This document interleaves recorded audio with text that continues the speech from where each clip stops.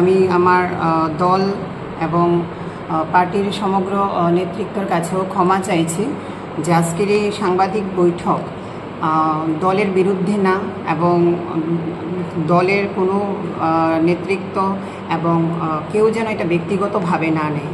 কারণ আমি মনে হয়েছে এই সাংবাদিক সম্মেলনটা করা খুবই গুরুত্বপূর্ণ।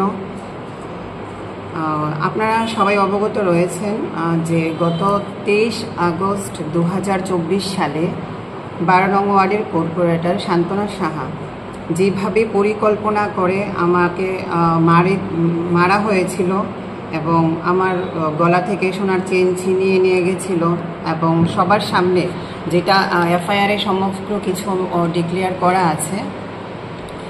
তো তারপর দলের নির্দেশ অনুযায়ী 3 দিন আমি অপেক্ষা করলাম। 3 দিন পর আমি আইনের দ্বারস্থ হয়েছি। প্রশাসনের দ্বারস্থ হওয়ার পর আমাকে দলের তরফ থেকে ডাকানো হয়েছে এবং দল ডিস্ট্রিক্ট প্রেসিডেন্ট অসীম ভট্টাচার্য আমাকে ডেকেছিলেন এবং সবটা বিষয় গুরুত্ব দিয়ে দেখবেন বলেছেন এবং আমাকে আশ্বাস দিয়েছেন। সেটাকে মান্যতা দিয়ে আমি সবটা বিষয়কে ভুলে সেইটাকে ওভারকাম করে স্কিপ করে ব্যাপারটাকে আমি 10 দিন পর থেকে দলের মেম্বারশিপ পদ গ্রহণ করা শুরু করে দিয়েছি, দলের নীতি আদর্শ অনুশাসন মেনে। সেই জায়গাতে দাঁড়িয়ে উনি যিনি কর্পোরেটর মহোদয়া রয়েছেন, উনি সবসময় আমাকে বিভিন্নভাবে থ্রেট দিয়ে যাচ্ছেন যে এই শহর থেকে আমাকে উধাও করবে, আমাকে বদনাম করে ছেড়ে দেবে, বিভিন্নভাবে অপপ্রচার আমার সম্বন্ধে করে যাচ্ছেন উনি। গত 30 মার্চ আমাদের ছিল বসন্ত উৎসব। সেই বসন্ত উৎসবকে নিয়ে 29 মার্চ আমাদের একটা ওয়ার্ড ভিত্তিক বৈঠক ছিল। বৈঠকে বিশেষ গুরুত্বপূর্ণ অনেকেই ছিলেন। তো বৈঠক শেষে আমি সবাই আমার মণ্ডল কার্যালয়ের সামনে দাঁড়িয়েছিলেন তারা। আমি ওখান থেকে বেরিয়ে যাওয়ার কিছুক্ষণের মধ্যেই আমাকে রাকেশ দেব নামে একজন ফোন করে। 1 মিনিটের মধ্যে আমি সেই তথ্যগুলো আপনাদের কাছে তুলে ধরবো। 1 মিনিটের মধ্যে 3 থেকে 4 বার কল করা হয় আমাকে। আমি ওই সময় পার্লারে ছিলাম, তার কারণে আমি ফোনটা তুলতে পারিনি। তো একজন বুথ সভাপতি যেহেতু আমাকে কল করেছে, আমি একজন মণ্ডল সম্পাদিকা হিসেবে আমার দায়িত্ব যে কী কারণে কল করা হয়েছে। আমি পরপর 9 মিনিট 10 মিনিট পর আমি 4 বার কল করেছি। সেই তথ্যগুলো আমার কাছে রয়েছে, আমি আপনাদের কাছে তুলে দেব।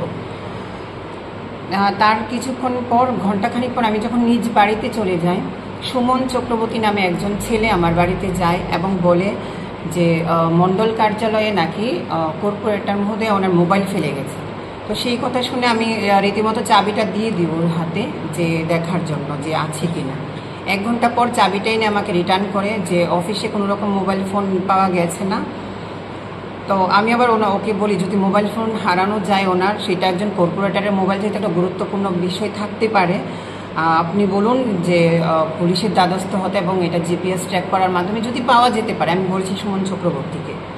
এবং ঘণ্টাখানেক পর আবারও আসে ও, এসে আবারও বলে যে কে জানি এসছে, ওরা নাকি দেখে একটু আবারও চেক করবে অফিসটা। তো আমি রীতিমতো আবারও চাবিটা ওকে দিয়ে দিই এবং সবটা এখানে পরিষ্কার হয়ে যাবে।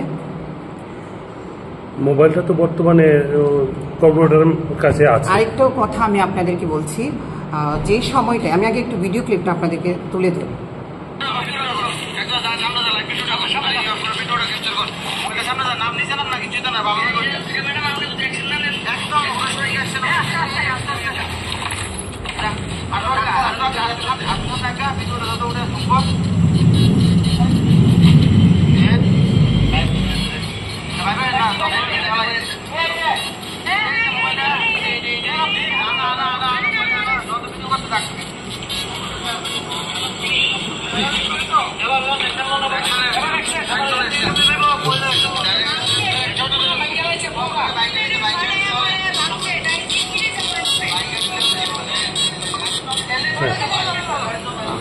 এবার আমি আরেকটাও কথা, এই ভিডিওটাতে সম্পূর্ণভাবে পরিষ্কার হয়ে গেছে যে কর্পোরেটর সহ আরও 3 জন এখানে ছিল উপস্থিত, যেটা সম্পূর্ণভাবে আগের দিন আমাকে থ্রেট দেওয়া হয়েছে যে আমি ওনার এগেনস্টে সঠিক আমার ঘটনাটা 80 জন 86 জনের সাক্ষী যাদের সামনে ঘটনাটা হয়েছিল তার এগেনস্টে গিয়ে আমি থানায় মামলা করেছি, আইনকে সম্মান জানিয়ে, সংবিধানকে সম্মান জানিয়ে।